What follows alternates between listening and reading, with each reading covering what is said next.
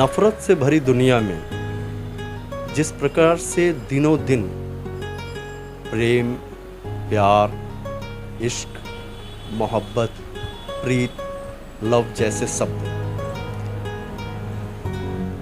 दिनों दिन जिस तरह से अप्रासंगिक होते जा रहे हैं, उस दौर में भी कुछ ऐसे महान विभूतियां हैं जो इस भावनात्मक शब्द के अर्थ को, इसके अलग को जला कर रखे हुए हैं। वास्तविक मायने में इसी भावनात्मक शब्द पर पूरी दुनिया टिकी हुई है और एक दूसरे का संबंध निभाते हुए ये दुनिया आगे बढ़ रही है। आप सोच रहे होंगे कि आज मैं ये प्रेम, प्यार, लव, मोहब्बत जैसे शब्द का क्यों उल्लेख कर रहा हूँ। वो इसलिए क्योंकि आज मैं एक ऐसे शख्स से आप लोगों को मिलवाने जा रहा हूँ जो वास्तव में तो पशु पक्षी प्रेमी है, लेकिन अगर देखा जाए तो वो सचमुच एक प्रेमी ही कहलाएगा। और ऐसा व्यक्ति जो कि जिसके जीवन की शुरुआत, जिसके दिनों की शुरुआत पशु पक्षियों के दाना पानी से होता है, और वह भी उस दौर में जहाँ पे लोग अपने लिए छीनते हैं, झपटते हैं, उस दौर में यह शख्स सबसे पहले रोजाना उन पशु पक्षियों को भोजन ग्रहण कराता है जिनको हम और आप राह गुजरते पूछते तक नहीं है। दोस्तों, प्रेम का वास्तविक अर्थ है क्या? इसको अलग अलग तरीके से परिभाषित किया जा सकता है। मेरे जहाँ तक अपने विचार हैं, प्रेम प्रतीक है रूह से जुड़े रिश्तों का। प्रेम आधार है रिश्तों की बुनियाद का। प्रेम भरोसा है सच्चाई से पुरे हुए रिश्तों का। प्रेम मिठास है अपनों से छुए हुए मिले हुए स्पर्श का। प्रेम प्रार्थना है ईश्वर की असीम कृपा का। प्रेम मिलन है दो जिस्म एक जान का। प्रेम करुणा है किसी दीन की सेवा का। इस वक्त हम मिर्ज़ापुर शहर के बसनही बाजार में हैं। यहाँ पर हम विश्व हिंदू परिषद के नगर अध्यक्ष राज महेश्वरी जी से बात करने के लिए आए हुए हैं। राज महेश्वरी जी अनवरत पशु पक्षियों की सेवा करते आ रहे हैं। आवारा पशु हों, चाहे बंदर हों, चाहे पक्षी हों, चाहे गरीब लोग हों, इन सभी की ये सेवा करते आ रहे हैं। हम इनसे जानने की कोशिश करते हैं कि आखिर ये ऐसा क्यों करते हैं और ये भावनाएं इनके अंदर कहाँ से जागृत हुई हैं। सबसे पहले तो राज महेश्वरी जी, आपका इसका नमस्कार। नमस्ते। और मैं ये जानना चाहता हूँ कि आप इन आवारा पशुओं का, मैं सुनता हूँ कि आप सुबह में रोज उठते हैं तो सबसे पहले माफ़ कीजिएगा, आप आवारा ना कहें उनको। वो आवारा आप किस बेस पे बोलते हैं? लोग आप ही नहीं बोलते, बहुत सारे लोग बोलते हैं कि ये आवारा पशु हैं, मगर ये आवारा इनको कहा क्यों जाता है, हमको यही नहीं समझ में आता। आज गाय के लिए लोग बोल रहे हैं आवारा गाय है, आवारा सांड है, तो ये आवारा, ये इनको निकाला कौन है घर से? आप उनको क्यों नहीं आवारा बेशरम कहते हो? और ये चली आ रही है, पता नहीं कैसी परंपरा है कि ये कई सालों से हम सुनते हैं कि आवारा पशु आ गए, आवारा पशु आ गए। तो ये आवारा पशु आप इनको बोला कौन, और इसको, इसकी परिभाषा ये आवारा आप किस बेस पे कह देते हो? इनको जो बाहर निकाला है आप उसको आवारा बेशरम कहोगे ना, आवारा मत कहिए। उसके बाद बोलिए आप। चलिए, मैं अपने आप को सही कर लेता हूँ और सबसे पहले मैं ही इसकी शुरुआत करता हूँ कि उन्हें आवारा पशु ना कहा जाए, क्योंकि वो आवारा वो नहीं है। आवारा हम और आप हैं जो हमने अपने घरों से उन पशुओं को घर से बाहर निकाल दिया। मैं राज जी, आपसे मैं ये जानना चाहता हूँ कि आपके अंदर ये भावनाएं कब जागृत हुई कि पशु पक्षियों की सेवा की जाए? देखिए, हमारे को 35 साल हो गया, 35 ईयर हो गए हमको इनकी सेवा करते हुए। हम बचपन से ही करते आ रहे हैं, 12-13 साल की उम्र से ही।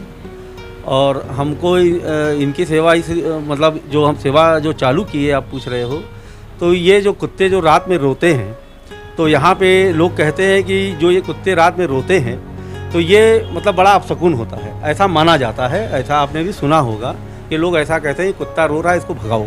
एक्चुअली वो मतलब उनको लगता है कोई अपशकुन होने वाला है, मगर वो अपशकुन नहीं होता है, वो भूखा होता है, उसको भूख लगी होती है और आप सो रहे होते हो घर में, तो वो आवाज़ लेके बताता है कि हम बड़े भूखे हैं, हमको कुछ खाने को दो, और लोग उसको पत्थर मार के रात में भी भगा देते हैं। हमारे आंखों के सामने ही ऐसा हुआ है।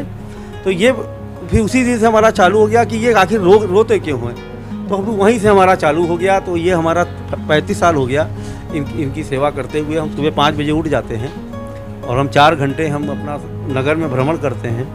आज हम लोग गए थे, आज हनुमान जी का जन्मोत्सव था, तो आज हम लोग बहुत दूर दूर तक चले गए थे। लालगंज की तरफ निकल गए थे, तो वहाँ पे भी हम लोग ने बानरों की सेवा की, गरीबों की सेवा की। तो ये हमारे ब्लड में आ गया है सेवा। राज जी, पशु पक्षियों के अलावा मानव समाज की भी आप सेवा करते हैं, ऐसा हमने सुना है। आप किनकी मदद करते हैं आप? हम देखिए, जब भी हम बाहर निकलते हैं तो हमारी गाड़ी में पशु पक्षियों के लिए दवाई का इंतज़ाम रहता है, गरीबों के लिए खाने पीने का इंतज़ाम रहता है, और हम जहाँ भी जाते हैं वहीं हमारी सेवा चालू हो जाती है। हम सिरसी गहरवार एक जगह है, तो वहाँ हम करीब 15 साल हो गया, 15 साल से लगातार हर ठंड में हम वहाँ जाते हैं।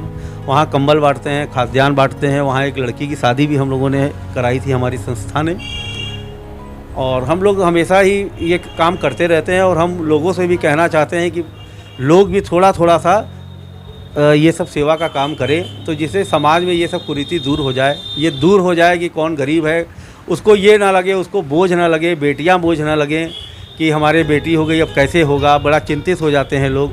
तो अगर समाज में अगर 10-20 लोग अगर ऐसा सहायता का अगर काम करने लगें तो उसको थोड़ी सी राहत हो जाती है। आप विश्व हिंदू परिषद के नगर अध्यक्ष हैं, तो क्या विश्व हिंदू परिषद भी इन तरह की सेवाओं में आपकी मदद करता है? जी बिल्कुल करता है। विश्व हिंदू परिषद, देखिए आज किसी को बताने की ज़रूरत नहीं है कि विश्व हिंदू परिषद क्या है। विश्व हिंदू परिषद धर्म के लिए ही बना है, और ये गौ माता की सेवा जो है ये पूरा विश्व हिंदू परिषद पूरे देश में करता है और उनके लिए लड़ता भी है। ये कोई भी संगठन कभी भी आज तक कोई आया नहीं सामने विश्व हिंदू परिषद के अलावा कि गौ माता की कोई रक्षा का बात करे, गौ माता की कोई सेवा का बात करे, कोई गौशाला में कोई अगर अनियमितताएँ चल रही हैं तो उनके लिए विश्व हिंदू परिषद ही लड़ता है, ना कि कोई और।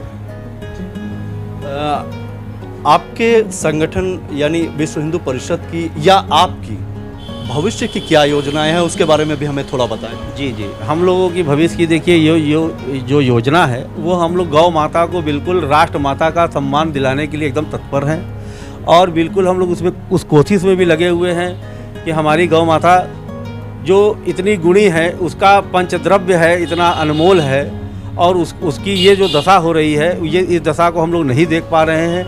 और हम लोग सारी गौशाला में और सबसे बड़ी अच्छी बात यह है कि आज हमारे माननीय मुख्यमंत्री जी, जो शायद पूरे देश में कोई ऐसा मुख्यमंत्री आपको नहीं मिलेगा जो गौ माता के लिए इतना सोचता हो। करोड़ों रुपए वो खर्च करके गौ आश्रय स्थल बना रहे हैं। हाँ, ये ठीक है कि कुछ भ्रष्ट अधिकारी हैं जो कि उसको कायदे से काम नहीं कर पा रहे हैं, जिससे इतनी अनियमितताएँ चल रही हैं। वरना ये 2-3 साल 2019 में ये चालू हुआ था गौ संरक्षण संवर्धन का ये कार्यक्रम माननीय योगी आदित्यनाथ जी का, तो उसमें जो है बड़ी गलत चीज़ें भी हो गई थी, मगर अब कुछ बेहतर हुआ है। मगर हम लोग और चाहते हैं कि ये और बेहतर हो जाए, क्योंकि जो हरा चारा है ये इनको चाहिए ही चाहिए। क्योंकि अगर आप सड़क से किसी भी गाय को, किसी भी नंदी को अगर उठाते हो तो वो 3-4 साल उस माहौल में घूम फिर लेता है, तो वो घास भूस और ये भूसा वूसा वो कुछ भी नहीं जानता, क्योंकि उसकी आदत हो गई। वो हमारे यहाँ आया, आपके यहाँ गया, वहाँ गया, तो उसको खाने की आदत हो जाती है, तो उस माहौल में वो एडजस्ट नहीं हो पाता।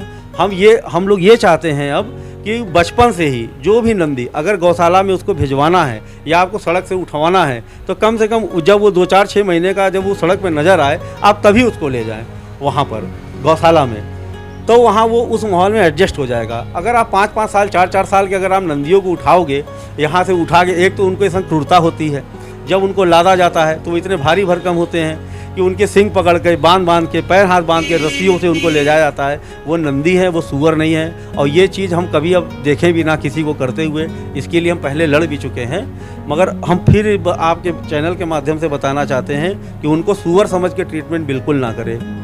शासन और प्रशासन दोनों को हम बोल रहे हैं कि उनको सुअर समझ के आप ट्रीटमेंट बिल्कुल भी ना करें, नहीं तो इसके लिए विश्व हिंदू परिषद फिर बहुत आगे जाएगा। हमारे इस चैनल के माध्यम से आप जनता को कोई संदेश देना चाहेंगे? देखिए, हम तो देखिए सेवा वाले आदमी हैं, हम सेवा के लिए ही बोल सकते हैं लोगों को। हम अपनी माताओं बहनों से, जो मिर्ज़ापुर नगर में जो हमारी माताएं बहनें हैं, उनसे हम केवल एक विनम्र निवेदन करना चाहते हैं कि आप जो भी अपने घर का पॉलीथीन में बांध के फेंकते हो सड़क पे, वो भी पूजा पाठ ही रहती हैं जो हमारी माताएं बहनें हैं, मगर उनसे एक अनचाहा पाप हो जाता है। वो ये होता है कि वो अपने सारे सामान को पॉलीथीन में गट्ठी बांध करके फेंक देती हैं, और उसको जो ये सड़क पे गौ माता और हमारे नंदी घूम रहे हैं, उनको इतनी भूख लगी होती है कि उसको खोल भी नहीं पाते बेचारे, वो ऐसे ही खा जाते हैं। आज शहर के अंदर 95% जितने भी नंदी घूम रहे हैं, ये सब के पेट में 10-10 किलो 15-15 किलो पॉलीथीन पहुंच चुकी है। उससे उनकी पाचन जो क्रिया है वो बिल्कुल डैमेज हो जाती है और वो बहुत तड़प के मरते हैं। तो हमारी माताओं बहनों से बस यही एक विनम्र निवेदन है कि इसका थोड़ा सा ध्यान दे दें। अगर उनको पॉलीथीन पहले तो यूज ना करें पॉलीथीन, और अगर बहुत मजबूरी है पॉलीथीन यूज करने का, तो वो कम से कम उसको गट्ठी ना बांधें, तो कम से कम वो खोल खाल करके कम से कम खा लेगी। अपना अनमोल समय जगप्रकाश को देने के लिए बहुत बहुत धन्यवाद। धन्यवाद भाई साहब। और हमारे तो देखिए यही है, आपके चैनल के माध्यम से हम फिर विनम्र निवेदन करना चाहेंगे कि हमारे मिर्ज़ापुर की पॉपुलेशन 2.5 लाख 3 लाख 4 लाख जो भी है, अगर हमारे घर से एक रोटी भी निकल जाए तो हमारे ये जीव जंतु भूखे ना रहें। क्योंकि देखिए शहर के अंदर या मिर्ज़ापुर जनपद में कोई 2-4-5 लाख कोई जीव जंतु है नहीं, ये 10-20 हज़ार जीव जंतु हैं, 25,000 हो गए मान लीजिए। तो अगर एक रोटी भी अगर घर से निकाल दें तो क्या दिक्कत है। बहुत ही नेक और बहुत ही सुंदर विचार हैं। जैसा कि मैंने शुरू में आप लोगों को बताया कि ये पशु पक्षी प्रेमी हैं, ये वास्तविक प्रेमी हैं। इनका अभी तक पशु पक्षी से प्रेम का हम लोगों ने वीडियो देखा है, फ़ोटो देखा है, लेकिन आज हम लोगों ने ये महसूस किया कि मात्र आवारा कहने पर जब इन्हें इतना दुख हो रहा है, और जो हम कुत्ते होते हैं जो रात में रोते हैं, उनके बारे में भी आपने राज माहेश्वरी जी का विचार सुन करके ही ऐसा महसूस हो रहा है कि विश्व हिंदू परिषद के नगर अध्यक्ष राज माहेश्वरी जी वास्तविक में एक प्रेमी हैं। और हम सब की जगप्रकाश टीम की शुभकामनाएं हैं कि ये निरंतर इसी तरह अपनी सेवा को जारी रखेंगे और भी लोगों को इस सेवा के लिए जागरूक करेंगे। चलते हुए कैमरामैन सुधीर सिंह के साथ मैं मंगलापति द्विवेदी, मिर्ज़ापुर।